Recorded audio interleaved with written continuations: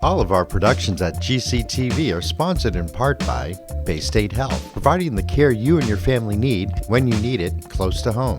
Visit them online at baystatehealth.org. Greenfield Savings Bank. Visit them at 400 Main Street in Greenfield. Call them at 774-3191 or go online to greenfieldsavings.com. Greenfield Community College, providing access and excellence in higher education in the Pioneer Valley. Visit them at gcc.mass.edu. The Hammond Family. The Hammond family are longtime supporters of Greenfield Community Television. New Fortune Chinese Restaurant on the Mohawk Trail in Greenfield. Visit them online at newfortunema.com. Call them at 772-0838 and check them out on Facebook. Real Cleaning Services, cleaning Hampshire and Franklin County since 1972. We don't cut corners, we clean them. Check them out online at realclean.com. Call them at 413-422-1143. People's United Bank, located at 45 Federal Street in Greenfield. You can call them at 774-3713 or visit them online at peoples.com. The Solar Store of Greenfield, replacing fossil fuels and nuclear power one home at a time. Visit them at 23 Fisk Ave. Call them at 413-772-3122 or visit them online at solarstoreofgreenfield.com. Thank you to our sponsors for supporting all of GCTV's productions.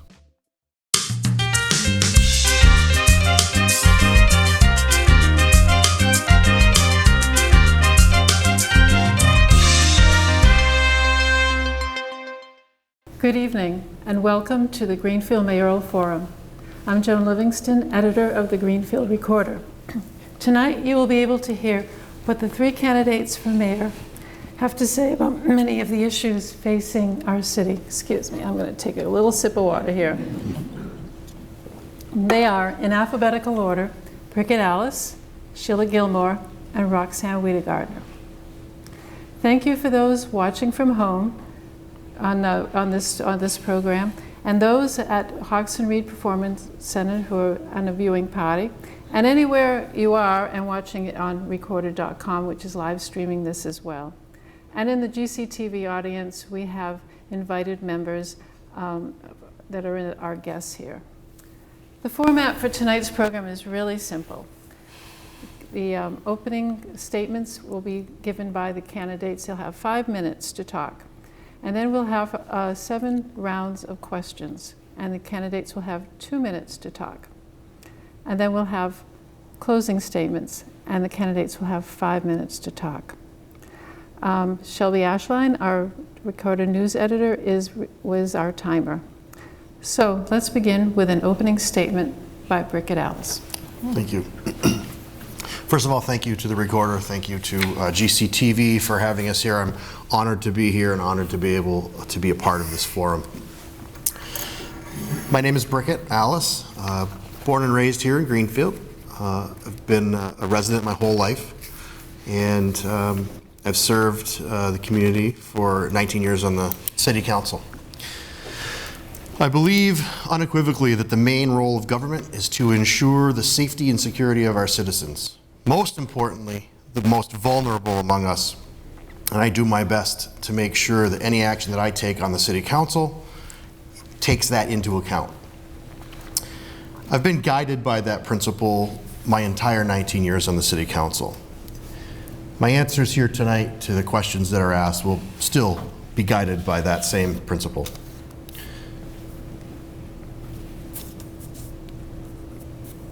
I believe I'm the most qualified candidate to do the work of our city government as your next mayor. I have a proven record of looking out for everyone, including those most vulnerable citizens among us. To that end, I feel it's incumbent upon me to address quickly a story that was reported recently in the Recorder about the inability of the City Council to obtain a quorum to close out the fiscal year 2019 budget, and that the mayor would be adding an additional 30 cents to the tax rate, thus creating a tax increase to all taxpayers, including those vulnerable taxpayers. I want to say that this is nothing more than a tempest in a teapot and purely politics on the backs of our most vulnerable residents. There's absolutely no reason for this burdensome, undue tax increase that hits the most economically vulnerable in the community the hardest, and maybe the straw that breaks the camel's back for them, pushes them into a financial crisis. In my 19 years in the council, this is the first time ever that a year-end meeting was held on the last possible day the transfers could be voted on. Had the special meeting that was scheduled for July 10th not been abruptly canceled because the council had not received the motions to vote on, this would not have been an issue. And the fact of the matter is this tax increase is simply unnecessary and frankly confounding to me. This is easily solved through regular function of government by transferring money from stabilization now and backfilling with the money that was transferred, with the money that was to be transferred that will turn into free cash. This is not only exactly what stabilization is for, it's also very common practice. In fact, just 5 short months ago, the council did exactly this to cover a debt deficit of approximately $600,000. But instead, the present mayor has decided that a tax increase is the way that we need to be moving. It's political theater, and it's a manufactured crisis. I've served our community dependably and with unwavering integrity for over 19 years, exactly half of my life. In those 19 years, I've served the residents of our community both on the city council as its president, vice president, parliamentarian, chairperson of the Ways and Means, community relations, appointments and ordinances, and capital improvement advisory subcommittee, and off the council as a member of the Zoning Board of Appeals, chairperson of the 2010 Charter Review Committee, deputy director of Greenfield's Emergency Management, president of the GHS Music Parents Association, assistant and head coach of the Greenfield High School girls soccer program, business owner, loving father, partner, and family person.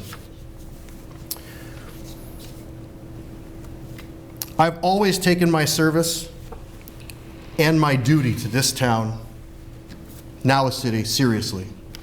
I've done my best to make sure I'm available and able to be at every meeting. Sometimes that's simply not possible, especially when some meetings, special meetings, are scheduled only days in advance. And in the last 2 years, I've been blessed to have my beautiful daughter to take care of, and my family, in the rare times it's necessary, will always come first. I make no apologies for that, and I would expect absolutely no less from any city employee. I'm in this campaign because I love my hometown.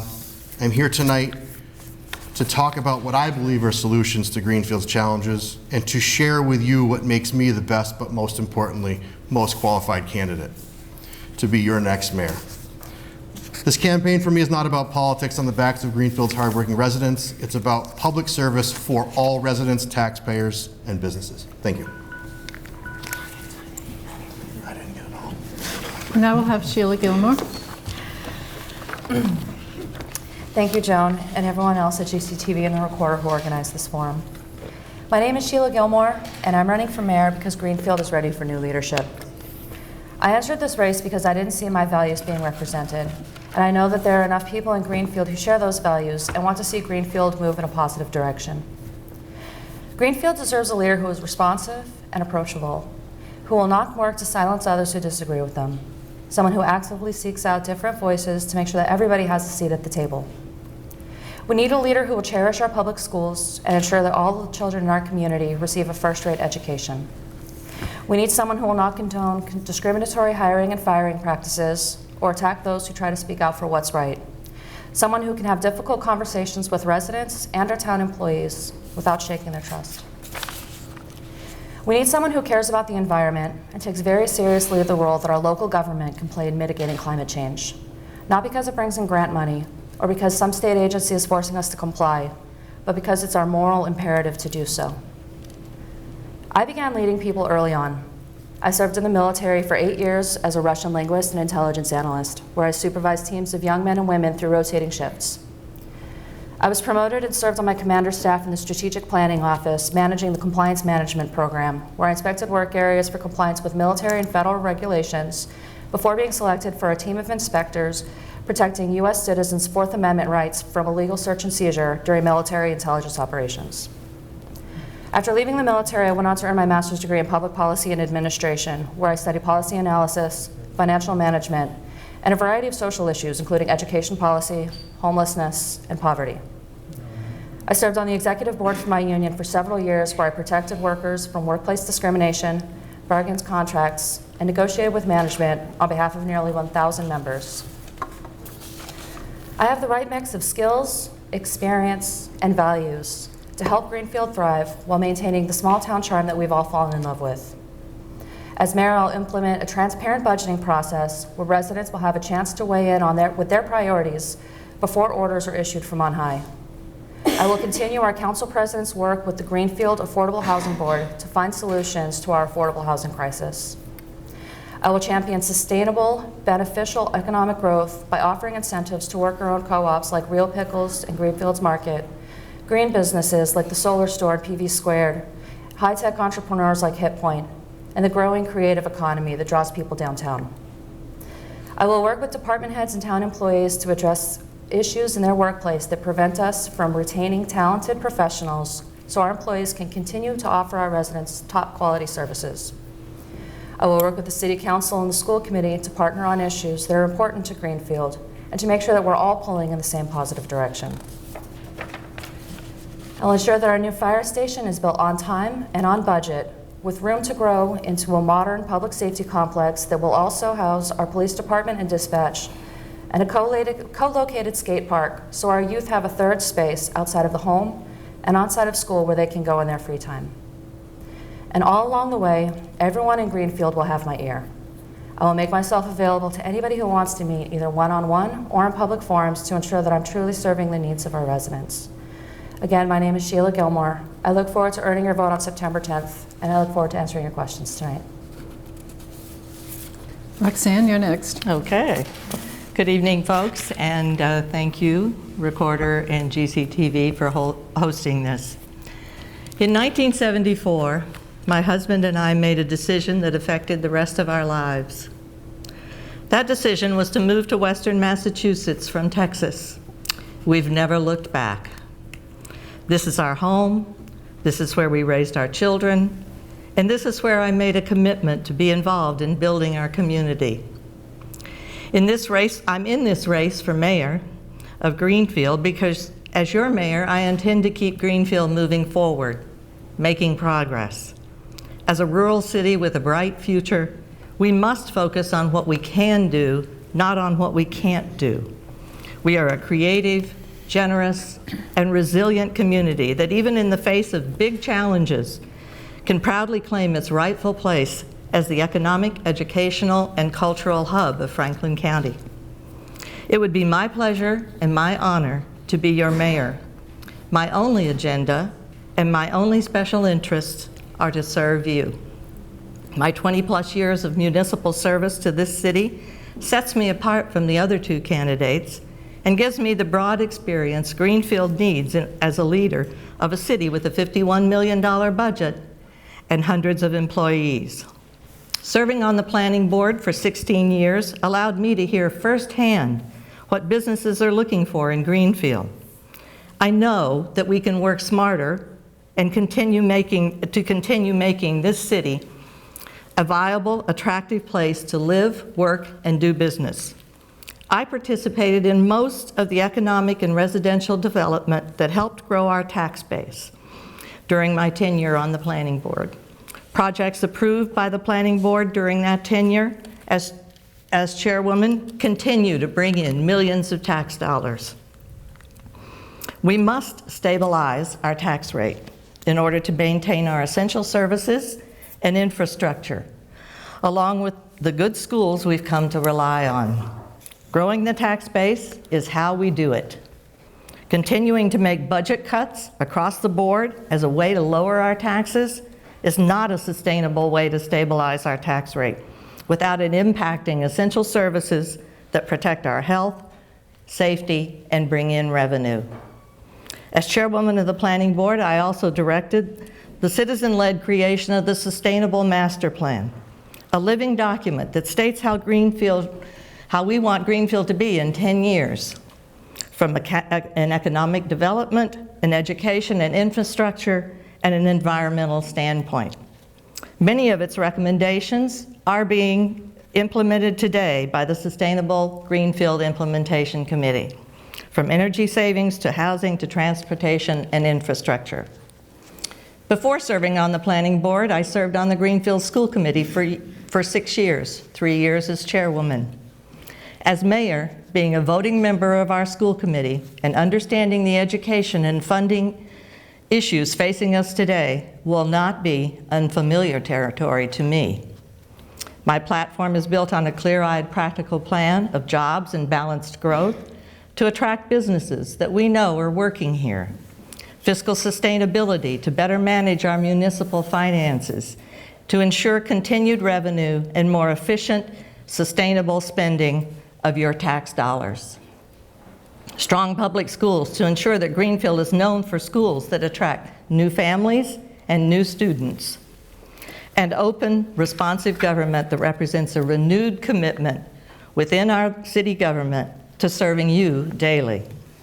I will continue to be a fierce advocate for Greenfield, a mayor you can be proud of, whether I'm conducting the town's business in my office, with citizens or town employees, or at the highest levels of business and government, promoting Greenfield to new potential businesses, or fighting in Boston for the resources that we need. I will lead from a position of strength through collaboration with our excellent department heads, providing clarity, vision, respect, and the ability to work with others as a team. I understand that we are a very diverse city. Our citizens come from all income levels and all walks of life and ethnic backgrounds. Therefore, I will not be afraid to seek creative solutions to difficult problems. Not pie-in-the-sky solutions, but solutions that have a strong possibility of success and a positive return on our investment. As your mayor, I will be on the job daily for all the people of Greenfield. I'm asking for your vote on September 10. Thank you.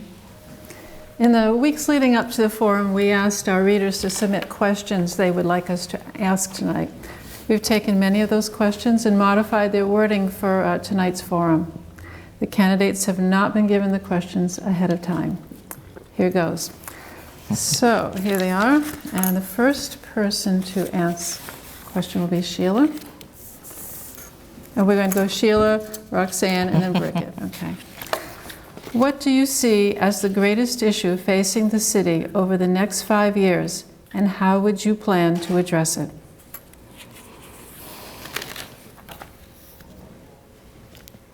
That's a good question. I think that we have lots of multifaceted challenges that we're facing in Greenfield.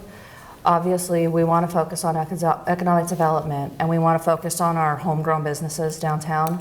I think also we need to keep in mind what we can do to prevent climate change. I think drawdown is very important. We need to lower our carbon footprint, and I know that we've been working very hard on this already. I'd like to see that work continue.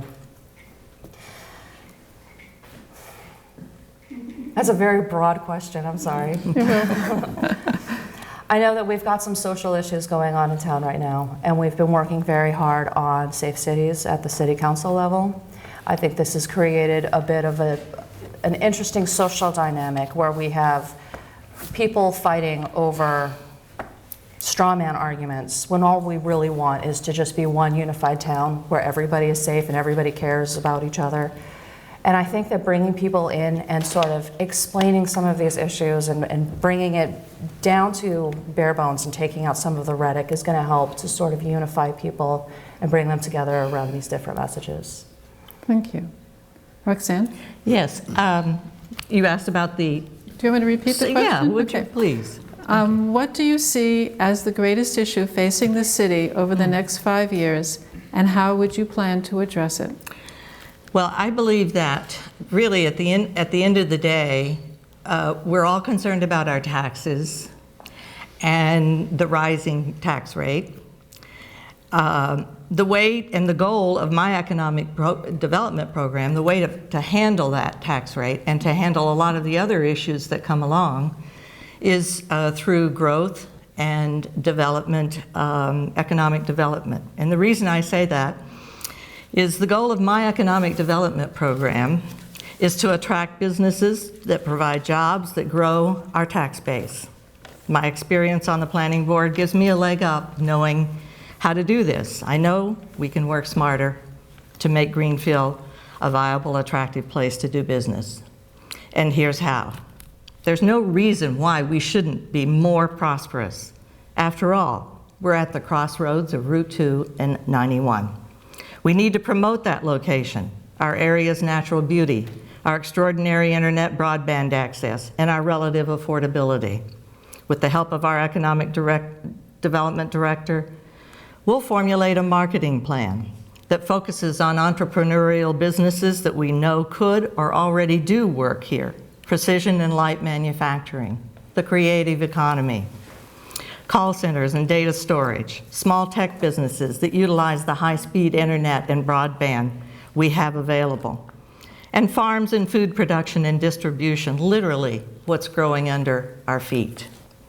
We can create better zoning regulations that make it more attractive and easier for entrepreneurial developers to renovate many of our abandoned and underutilized properties. This helps clean up our built environment and preserve our larger pieces of land for businesses that need them. This is something I'm very familiar with. And we'll continue to support revitalizing our downtown as a place to experience great entertainment, dining. I think we grow our businesses and we solve a lot of problems. Brickett? Can you repeat the question? Not a problem. What do you see as the greatest issue facing the city over the next 5 years, and how would you plan to address it?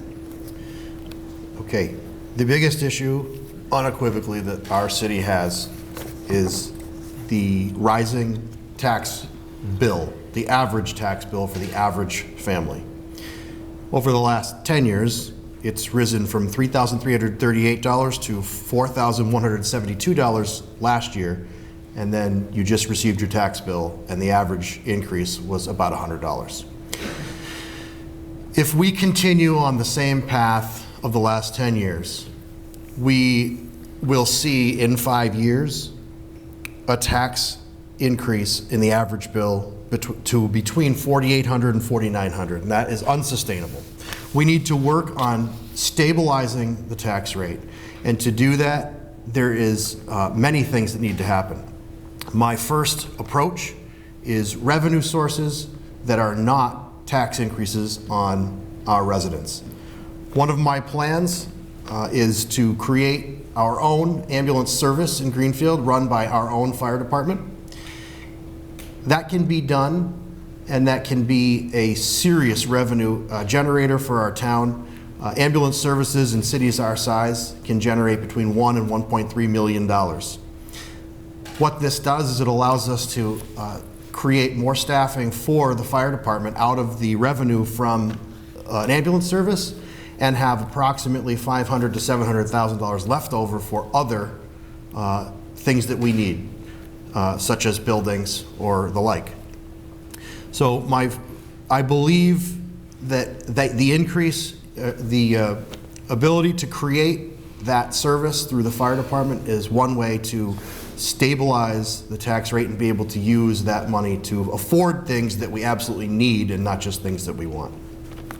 Thank you. So, second question, and Roxann, you'll be the first to answer. Okay. And then it'll be Brickett, and then Sheila. After being passed by the City Council in March, construction of a $19.5 million library will be on the November ballot thanks to a citizen's petition. What is your position on the library? Well, I support the library. I support building our new library because it's really a no-brainer at this particular point in time. An opportunity for a matching $10 million grant to build a public library that's so vital to our city and our downtown redevelopment does not come along every day. The current 110-year-old library has long outlived its ability to serve the needs of all the library patrons and others who use the building. It is not fully ADA compliant. as an accessible building for our disabled citizens, and strictly from a financial standpoint alone. It would be wasteful, foolish spending to try to make it compliant. According to new information released this week by the Massachusetts Office on Disability, which states that the cost of renovating for compliance could be as much as $8 million, not $64,000, as has been previously stated by some town councilors. It's only a matter of time before there is a complaint. I imagine the only thing keeping a disabled individual from complaining is the prospect of a new accessible library. And with a complaint comes lawsuits and more money out of our pockets. I understand that these numbers might sound outlandish to some on fixed incomes or who maintain 2 jobs to make ends meet.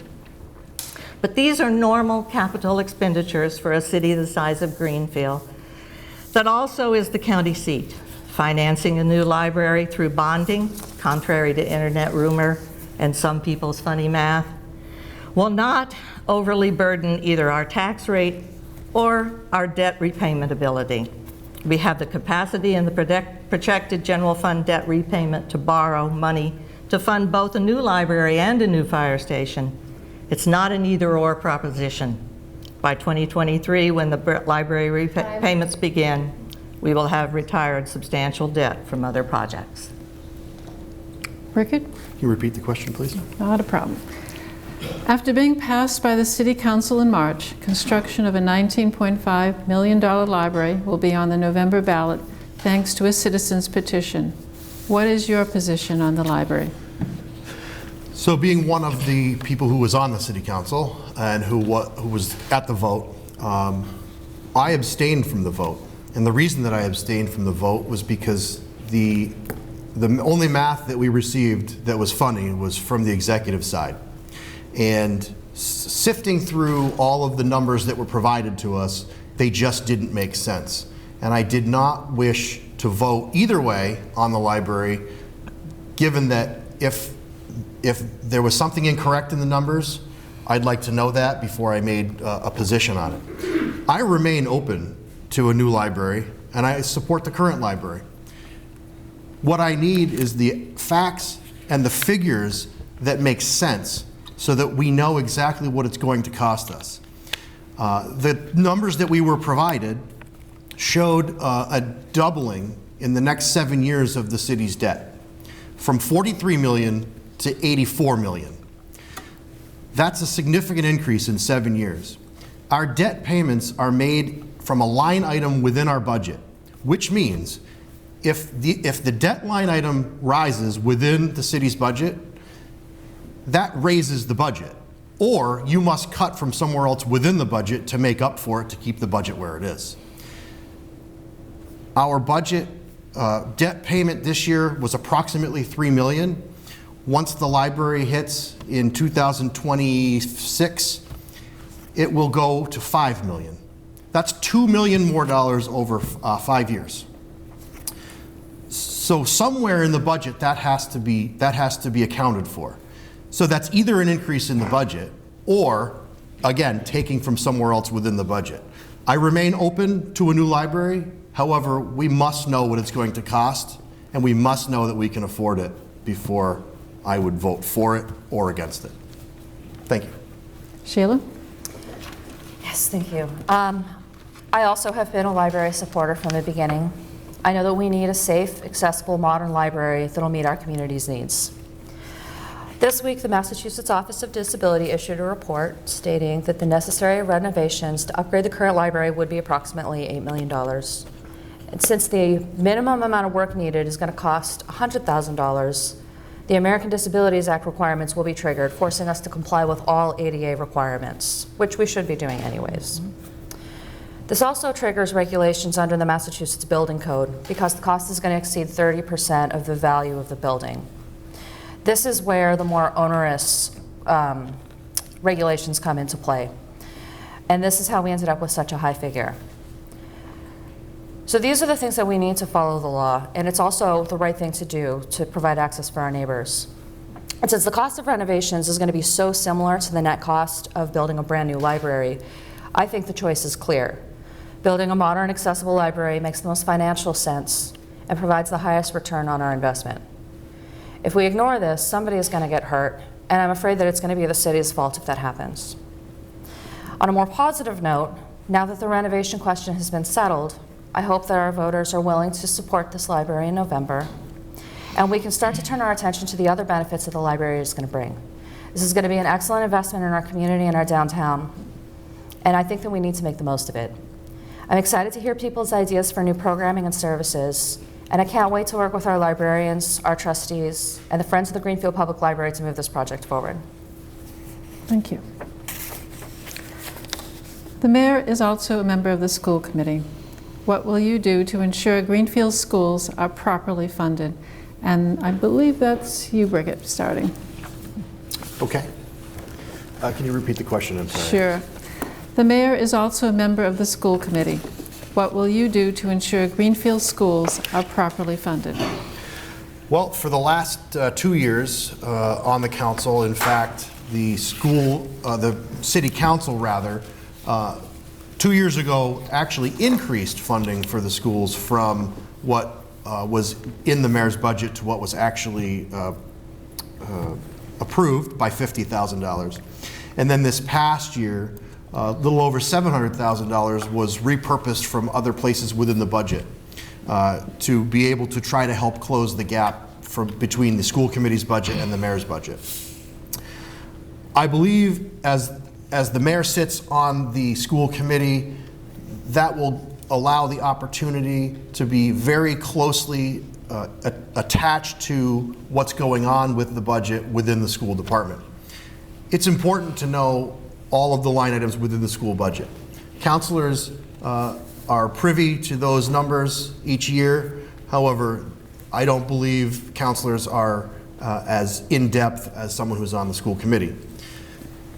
So being on the school committee, you would have access to the information more readily than counselors do now. So the key to making sure that the budget is what the schools really need is to get down into the entire budget and potentially getting an outside independent audit to look at the budget and to see that that budget is where it should be compared to our peers in other towns. That was suggested by our school superintendent to do this year to make sure that that is in fact the case, and I would support that as a member of the school committee to make sure that we are funding it as appropriately as we can. And as a member of the council, I have always done my best to try to be able to fund it as appropriately as we can given our means as a city. Thank you. Thank you. Sheila? Yes. I've been out on front, excuse me, out in front on school funding since before I became involved in local politics. And although I'm not a classroom teacher, I am a member of the Massachusetts Teachers Association. I've worked on the Fund Our Future campaign to fully fund our public schools since its launch. I've worked with Joe Comerford and Paul Mark to bring more education funding to Western Massachusetts, and all of us are prepared to continue that work. Chapter 70 funding is complicated, and it does not serve communities like Greenfield very well. Our residents end up paying a larger share of our earnings to keep our schools running, a struggle that many of our neighbors in Deerfield and throughout the Pioneer Valley know all too well. My oldest son just graduated from Greenfield High School in May, and he's starting at Holyoke Community College in the fall. My middle son is entering his junior year at GHS, and my youngest is starting 7th grade at the Math and Science Academy. I know that I have to do right by them and all of their classmates. As mayor, I'll work with the school committee and the superintendent to ensure that Chapter 70 funding goes straight into the classroom. Together, we'll work to preserve arts and music, electives, and athletics to make sure that we're educating the whole child and not just teaching to the test. I'll work to make Greenfield Public Schools the destination in our region to keep our money here in town and to provide our children with the excellent educational experiences that they deserve. Thank you. Roxann? As I mentioned in the intro, I have served on the school committee for 6 years and 3 years as chair. So that's 6 budgets that I was involved in putting together. It is very familiar territory to me. It is a vital piece of what makes Greenfield work. Education is critical. And we have excellent teachers, we have very good schools, but we need to keep funding those schools in order to make them attractive not only to the people that live here and send their children here, but to people from outside the community, to entice them to move into Greenfield and take advantage of our schools. I believe that the vast majority of people in Greenfield want us to have good schools and want our schools to be funded. They also want their roads plowed and their sidewalks fixed, and the trick is the balance that you have to arrive at between funding your schools and funding your town. It's very valuable to have a mayor sitting on the school board, who understands both sides of that issue and can advocate in a way that makes sure that we have good education and that we have services as well to our community. I believe strongly in education. My children were educated here, and they've gone on to do very well in their adult lives. So I'm looking forward to actually being a member of a school committee again. You get a twofer when you elect a mayor. Thank you. At last count, there are at least 14 empty storefronts on Main Street. I actually walked down Main Street and counted them. What are your top priorities to revitalize Greenfield's downtown? And Sheila, you'll have the first chance to answer. Great. So the possibilities downtown are endless. And I think that we need to focus on businesses that are succeeding in today's economy while preparing for the future. We don't know what sort of ideas and innovations the next generation is going to come up with, but we know that fighting climate change is already becoming a driving economic factor, providing solutions for the environment as well as decent jobs with good wages to support a family. As mayor, I'll create incentives to attract green businesses focused on renewable energy and sustainability. I also want to promote tourism and outdoor recreation by leveraging the assets that we already have. We have open space, ball fields, a skating rink, tennis courts, and hiking trails that attract people to Greenfield as a great place to spend a summer afternoon. I want to expand our reach by working with Paul Mark and Joe Comerford to bring in East-West Rail so that people who are commuting to and from Boston are able to do so, and so that Bostons can easily get to Greenfield for a long weekend. Our creative economy has already taken off. As mayor, I will support our creatives by investing community development block grant money to help them take advantage of the resurgence of the handmade and repurposed market. MJ Adams is already in the process of hiring a marketing professional, and I will ensure that they work closely with the arts community to promote performances, art installations, and street fairs showcasing our neighbors' wares. We need to champion resilient business models like worker-owned co-ops by creating incentives to help them succeed, because these are businesses that are not moving online and aren't necessarily competing with services like Amazon Prime.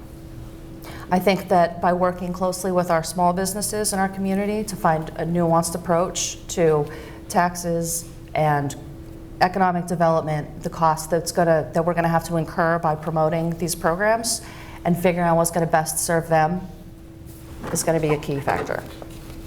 Thank you. Roxann? We have a real downtown. That's something that many communities across America no longer have.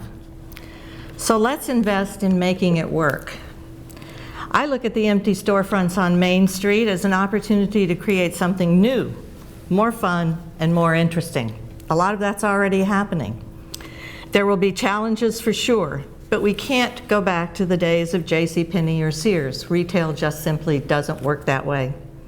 We can only move forward and build on what we know is working. Now, let's get creative. We've had some great events downtown, like the pop-up stores at the Pushkin during the holidays. Hawks and Reed brings great shows, music, and events to town. We know that the marijuana dispensary attracts people into town. Combine that with the renovation of the First National Bank building into a multi-use event and entertainment space, which is already happening, and you have a great start. It's literally all about foot traffic in downtown during more hours of the day.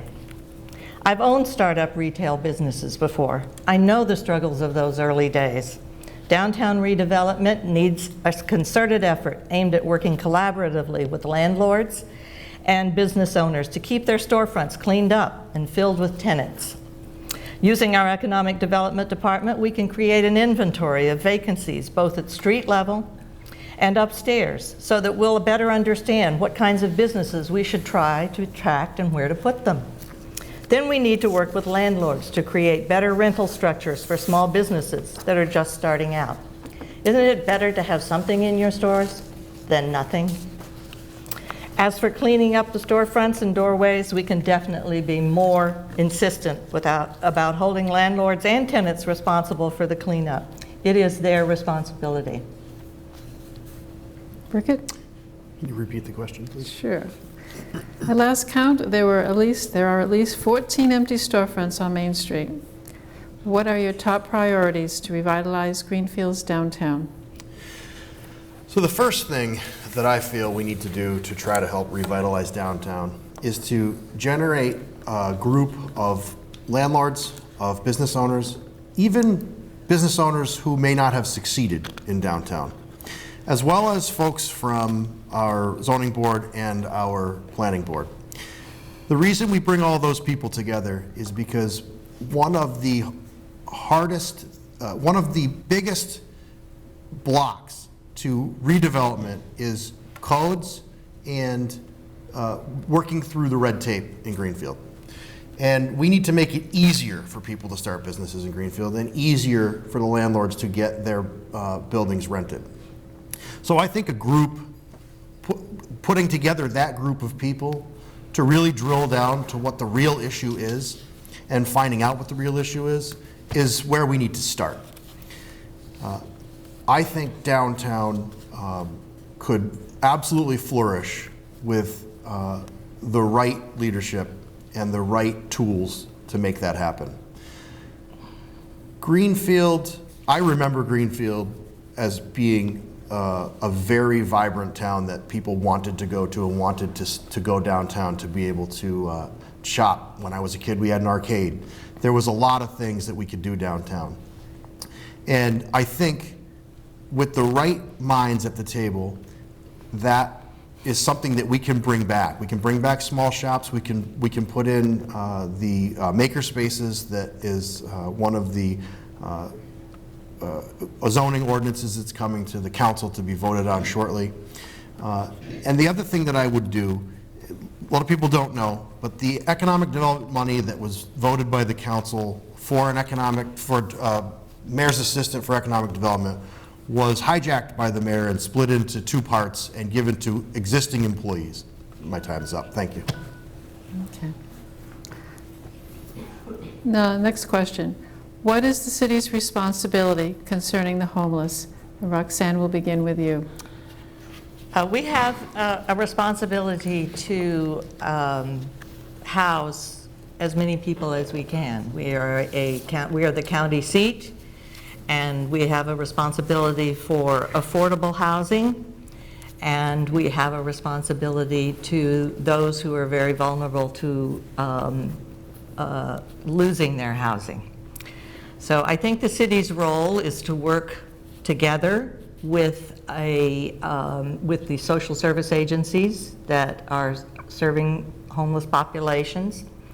And I propose that there is a committee that was set up by the town council that are looking into ways in which we can can handle affordable housing and homeless. That committee is about ready to make some recommendations. I think they're due in November. I propose that we make that committee a standing committee, mayoral appointed committee, that will continue to work on housing and how to make sure that we have affordable housing. We also have zoning regulations that can be tweaked or created that make it easier for people to live together. Co-housing is one particular way in which we can make it easier. I also support all efforts to create additional sober housing for homeless people and those who have addiction problems, because as we know, you cannot make inroads in recovery without a roof over your head. Thank you. Brickett? Yes. Can you repeat the question again?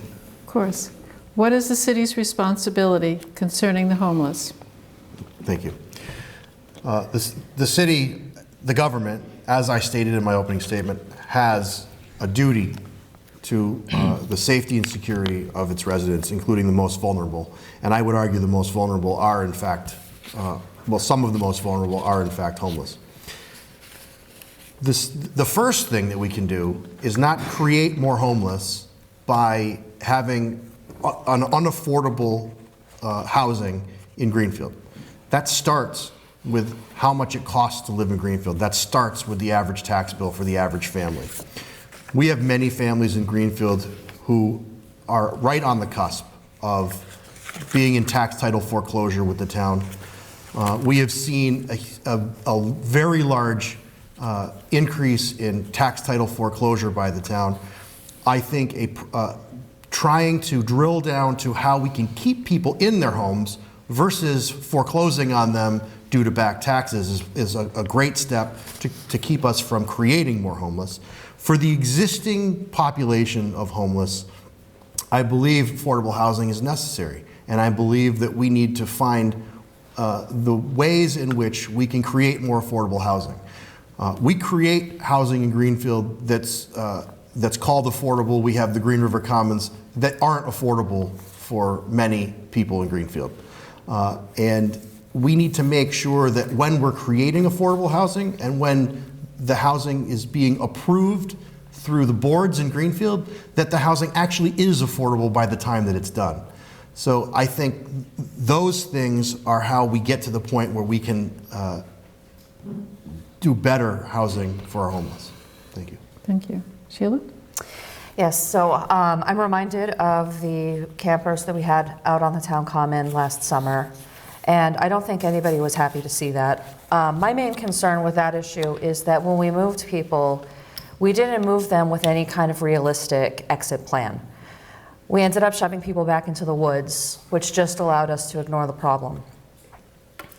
I know that Mayor Martin believes that it's not our job to work on homelessness, but I disagree. I think that our residents aren't just our taxpayers who are living in homes. We have people who are in our community. Some of them used to be in homes here and had to leave for a variety of reasons, and I think that it is the responsibility of the town to try and help those people wherever possible. I know last winter we had 2 people who died behind McDonald's. At first we thought they had frozen to death, but it turns out they had died from inhalation. And shortly after that, there were other people living in that same area who were forced to move out. I went back there with some friends and neighbors, and we were helping people move, a really young couple, not much older than my son. And we ended up moving them to another temporary location because there was just nowhere for them to go. Part of the issue is they didn't have children, so they didn't qualify for family housing. One of them did have a substance abuse disorder, so they didn't qualify for sober housing. And living in such an unstable environment, it really begs the question how we can expect them to recover from those other issues that are affecting their lives when they don't know where they're going to sleep, whether or not they're going to freeze to death. I think that this is an issue that we need to attack regionally. We cannot just solve homelessness in Greenfield. I don't know that there's a single community in America that solved homelessness. I have to meet with other leaders in the region, other mayors and select boards, and approach this regionally throughout the valley. Thank you. Okay, Brickett, you'll be the first for this question. What role should the city have concerning state or national politics? Greenfield has a lot of challenges that we need to focus on locally. I believe that when the council is inundated with resolutions, feel-good resolutions about national and state issues, that while they're important to the citizens, are clogging up the agendas of the council, I don't believe that we need to do that. Many of them are divisive, and we don't need divisive politics in Greenfield. We need politics that bring people together. I believe that if there is an issue at the state or federal level that specifically and actually has a hold in Greenfield, if it's specific to funding that the city is going to get, or going to lose, we should have a voice in that. But if it's simply feel-good resolutions, which we have quite a few of coming up, I don't believe that the city council needs to be taking the time to vote on divisive resolutions and divisive measures that serve only to divide our community. Because we all are neighbors, we all live together, we all are typically friends outside of our political arena. And I believe that there's absolutely no need to get involved in issues on a state and federal level that do not directly affect Greenfield. Thank you. Thank you. Sheila? I think it depends on the context. There are some issues at the federal and state level that absolutely do affect Greenfield. And there are some other issues where we have less power. I know, knowing what's on the agenda for the next city council meeting, I know we've got resolutions supporting safe access to abortion. We've got a resolution denouncing President Trump. I know some people have treated the Safe Cities ordinance as a resolution. And I think that these things vary in their effectiveness. So in some regards, it's a way for us to show this is where we stand, this is who we are, and this is what our community believes. But then there are some other issues where it's not about telling the federal government what we believe, it's about talking to our neighbors about what we believe. I know that there are a number of people of color in our community who are feeling attacked right now because of the Safe City ordinance and some of the backlash. I know that people sometimes get fearful, and this isn't fear that I have to live with personally, so I think that it's important to stand up during those issues and during those times to let people know that I am a safe person that they can talk to, and if they do feel threatened, they know that they can come talk to me. They know which neighbors are on their side. And I think that standing up for those people, I hate to phrase it that way, standing up for our neighbors during those situations is really important and is more meaningful than some of these other resolutions where it is more about virtue signaling and it is more about people feeling good. Okay. Roxann? Yes, I fall somewhere in between my two colleagues up here. I understand that reasonable people can have different opinions on the relevance of, if we're speaking about the ordinances that are coming before the board, on their relevance to our governing process and the city of Greenfield.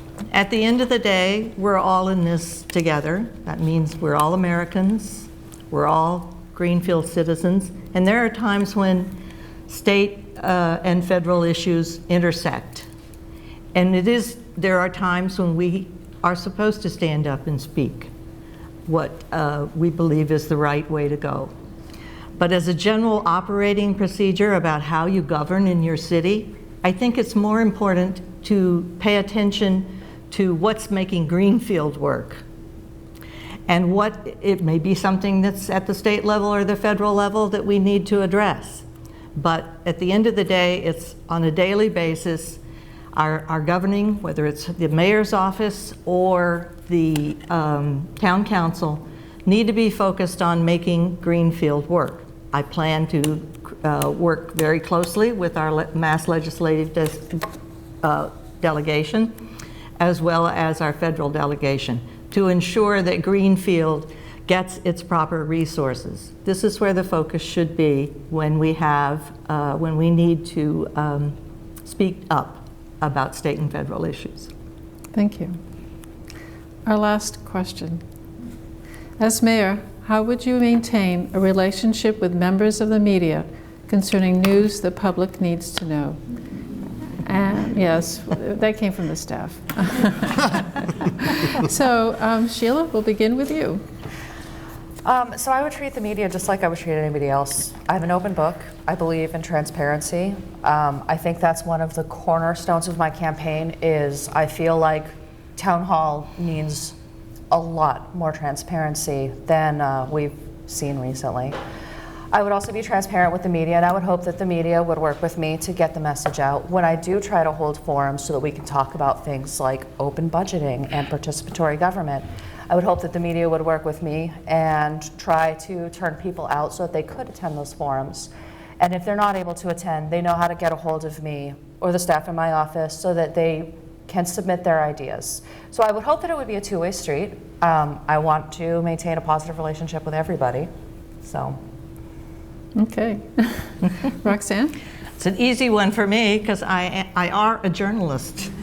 I have been for a long time. And when I first moved to Massachusetts, I was a news reporter, covering Eastern Franklin County, 6 towns and 3 school districts.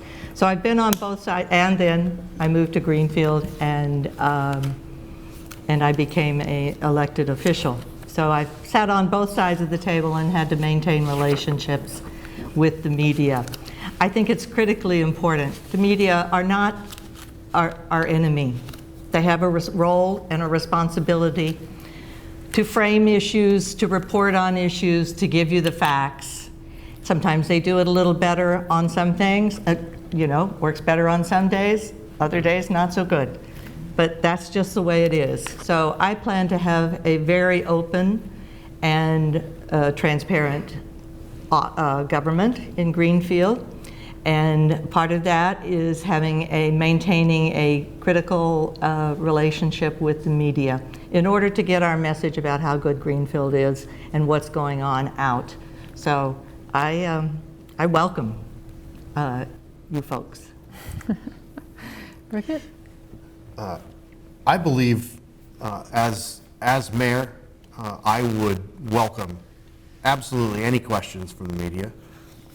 There should be no issues, for the most part, aside from certain personnel issues or other matters of legal court cases or whatever in City Hall, that shouldn't be able to be told to the media. And quite frankly, the media has every right to them because the citizens have every right to know what's going on in their government. On the council, I've probably been the most outspoken person asking very specific questions about very specific issues that we have to try to get the answers to it, because the government currently is not as transparent as it should be, and that needs to change. And I believe that I have shown that I have the ability to ask those pointed, direct, difficult questions, even if they're not popular. And I would hope that the media outlets would carry those questions and actually have those questions also answered for their purposes. So there's no reason that anybody should keep from the media anything that isn't a secret of importance, like a personnel matter or a legal matter. So I'm more than happy to have the same rigorous questioning that I question of other people. I live my life by doing to others how I would like them to do to me. So I have absolutely no problem with the media in Greenfield. Okay, that concludes the question part of our program. And now the candidates will give their closing statements. They'll have 5 minutes each, and we begin with Roxann. Thank you. Thank you to all who tuned in to this debate, and to those of you viewing at Hawks and Reed. And thank you to the sponsors who made the live stream of this event at Hawks and Reed available to the public. And thank you again to the Recorder and to GCTV. It would be my honor to serve you as your next mayor. My love and affection for Greenfield and you, the citizens of this determined small city, knows no bounds. As your mayor, I will be on the job daily, working for all the people of Greenfield as the leader of a highly professional, efficient, modern city government that's investing your tax dollars wisely to make Greenfield the best city it can be. I will be working alongside some of the most dedicated department heads and city employees any mayor could ever hope to have. We'll work together to ensure that you receive the best services we can give using the resources and the staffing that we have available. Because we do not have great wealth here, we have a lot of heart and determination, but not a lot of wealth. We must rely on our partners in the state and federal legislatures to assist us in receiving major grants to fund our public projects. This includes our legislative delegations as well as the federal and state agencies, such as DHCD for housing and community development projects and Mass Works for infrastructure projects. They hold the purse strings. During the campaign, I've reached out to our Western Massachusetts delegation and told them I plan to knock on their state house doors should I become mayor. I have a list, gals and guys, so get ready. I will never view our city through a lens of negativity and pessimism, but rather through a lens of creativity and innovation in order to make Greenfield a city that works. Starting day one, I will diligently put my 22 plus years of municipal experience to work on growing our tax base, on creating schools we can all be proud of, on creating a climate of cooperation and collaboration among City Hall, the town departments, and our school department, so that we can operate our city efficiently, effectively, and fiscally responsibly. I look forward to the opportunity to have a mutually respectful relationship with our hardworking city councilors as we chart a sustainable course for Greenfield's future. I plan to work closely with Franklin Regional Council of Governments, the mayors of nearby cities, Northampton, East Hampton, Pittsfield, and with town officials of neighboring towns to see if we can't find creative ways to solve mutual shared problems. Share resources, provide expanded services, and not only save money, but also make money for our communities. What you'll get from me is what Greenfield has always gotten from me: steady, thoughtful leadership. I'm ready.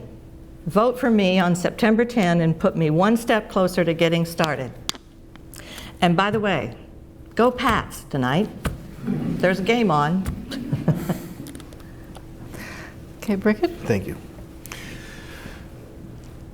For 38 years, I've been on this planet. For 38 years, I've been in this town. Exactly half of those years, 19, I have served everyone else within this town. I won't talk about all of the committees that I've served on, the fact that I've served on the council. What I'll talk about is the fact that I bleed green and white. I love this town, and I love having the ability to make a difference.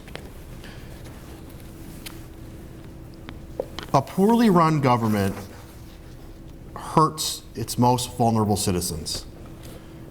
We need to have a very well-run government.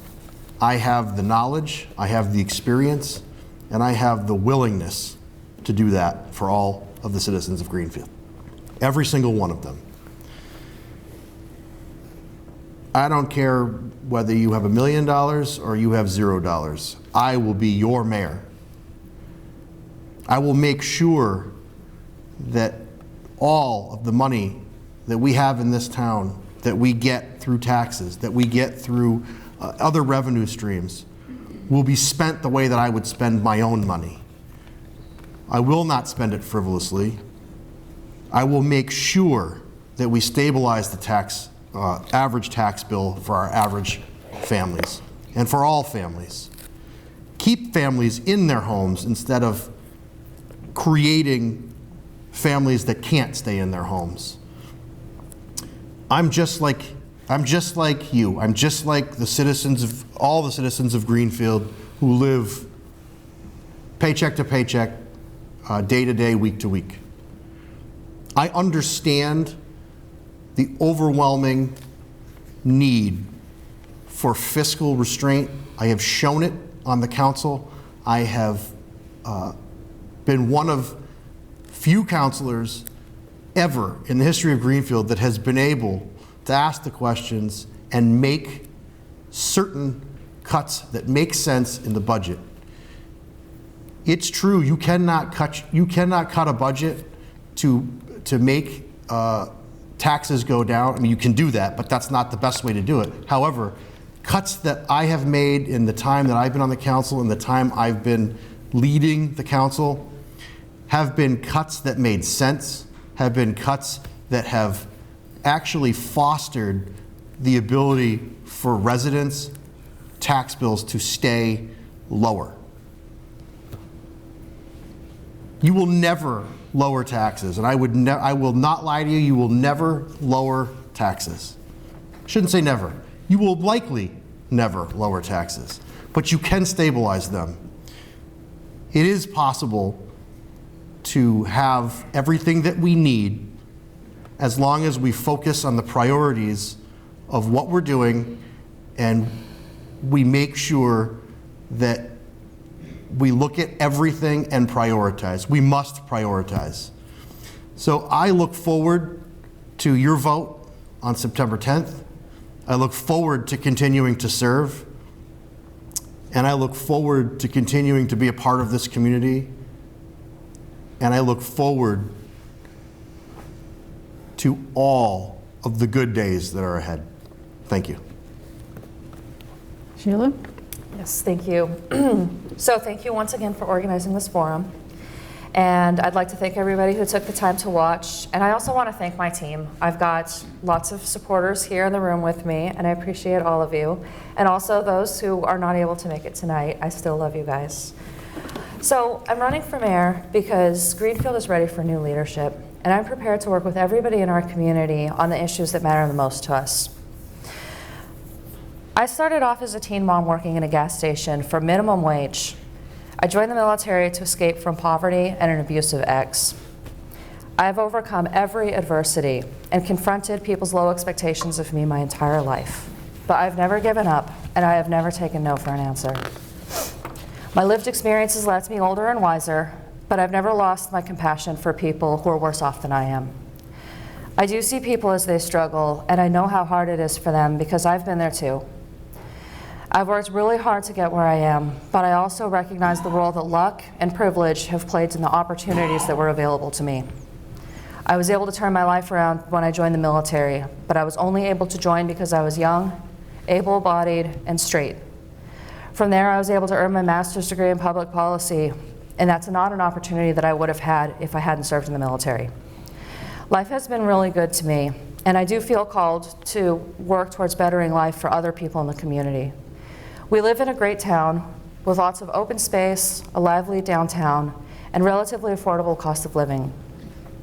We need to expand opportunities for our neighbors so that seniors and low-income residents are able to stay in their homes, so that people living with disabilities can participate in the same fulfilling community life that the rest of us enjoy, and so our children have access to enriching educational experiences. I'd like to usher in a new age of transparency and accountability. I won't need anybody to trust me with their tax dollars because everyone will be able to see it working with their own eyes. I want people to talk to me about their priorities, and I want them to know that their ideas are important to me, even if I choose another course of action in the end. Their ideas still need to be heard. I want to make Greenfield a great place to work so our town employees can continue to serve our residents with enthusiasm and professionalism. I want us to rise to the occasion and lead Franklin County as the county seat by modeling excellent services, commitment to the environment, and unwavering dedication to innovation. And I would like to assure people that all along the way, you will be able to get a hold of me anytime you need to, because if I'm not listening to the residents, then I'm not going to be able to do what they want. I appreciate the dedication of my colleagues and their years of service, but I really feel like Greenfield is ready for new leadership. My name is Sheila Gilmour, and I'm asking for your vote on September 10th.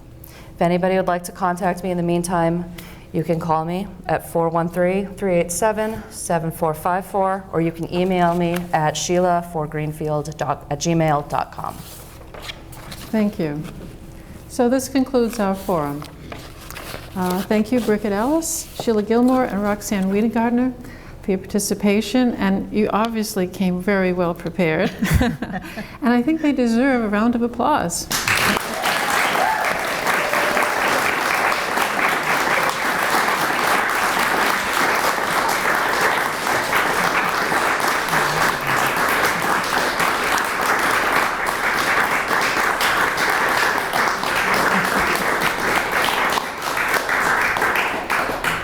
And thank you to GCTV for airing this forum live, actually. That's great. The station will also be rebroadcasting the program and making it several times before the preliminary election, September 10th. And it will also be available on its website, gctv.org. We're planning 2 more events in advance of the November general election. One will be for the 2 candidates remaining who are running for mayor, and the other for those councilors, or those candidates for city council who are in a contest. That'll be 8 people, so that should be interesting. So good evening, and Greenfield residents, please exercise your right to vote. Thank you.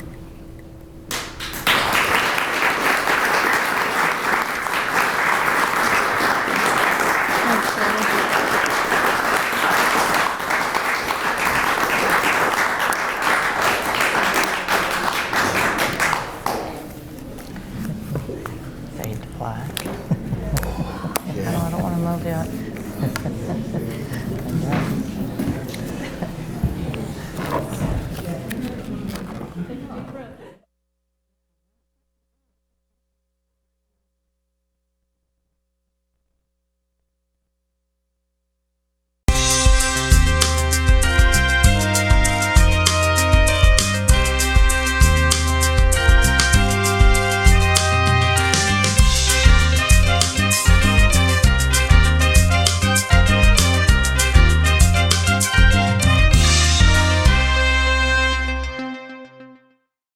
All of our productions at GCTV are sponsored in part by Bay State Health, providing the care you and your family need when you need it close to home. Visit them online at baystatehealth.org. Greenfield Savings Bank. Visit them at 400 Main Street in Greenfield. Call them at 774-3191 or go online to greenfieldsavings.com. Greenfield Community College, providing access and excellence in higher education in the Pioneer Valley. Visit them at gcc.mass.edu. The Hammond Family. The Hammond family are longtime supporters of Greenfield Community Television. New Fortune Chinese Restaurant on the Mohawk Trail in Greenfield. Visit them online at newfortunema.com. Call them at 772-0838 and check them out on Facebook. Real Cleaning Services, cleaning Hampshire and Franklin County since 1972. We don't cut corners, we clean them. Check them out online at realclean.com. Call them at 413-422-1143. People's United Bank, located at 45 Federal Street in Greenfield. You can call them at 774-3713 or visit them online at peoples.com. The Solar Store of Greenfield, replacing fossil fuels and nuclear power one home at a time. Visit them at 23 Fisk Ave. Call them at 413-772-3122 or visit them online at solarstoreofgreenfield.com. Thank you to our sponsors for supporting all of GCTV's productions.